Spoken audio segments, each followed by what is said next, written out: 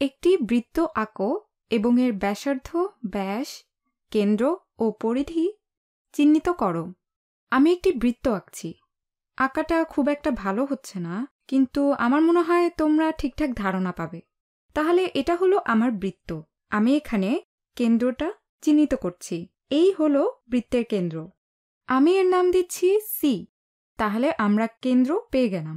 মূলত বৃত্ত হলো এর কেন্দ্র থেকে নির্দিষ্ট দূরত্বে থাকা সব বিন্দুর সেট, এবং কেন্দ্র থেকে এই নির্দিষ্ট দূরত্বকে ওই বৃত্তের ব্যাসার্ধ বলে। তাহলে আমি ব্যাসার্ধ আঁকছি, তো ঠিক এই দূরত্বটিকে আমরা বলছি ব্যাসার্ধ।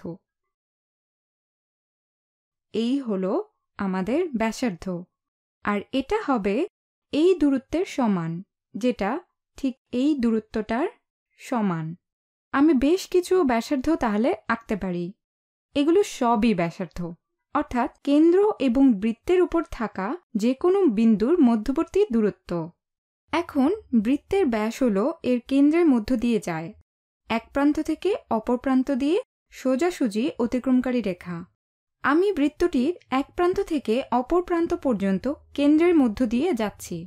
এটা মূলত দুটি ব্যাসার্ধকে একত্রিত করলে পাওয়া যায়। এটা একটা ব্যাস। তো তুমি পাচ্ছ এদিকে একটা ব্যাসার্ধ, আরেকটা এদিকে। পুরোটা যদি একটা রেখা হয়, তা বৃত্তের এক প্রান্ত থেকে অপর প্রান্তে কেন্দ্রের মধ্য দিয়ে যায়। সুতরাং এটা বৃত্তের ব্যাস। আমি এটাকে অন্যভাবেও আঁকতে পারতাম, যেমন এভাবে। তাহলে এটা হতো আরেকটা ব্যাস। দুটি ব্যাসেরই কিন্তু দৈর্ঘ্য সমান হতো। সবশেষে আমরা এখন পরিধি খুঁজে বের করব।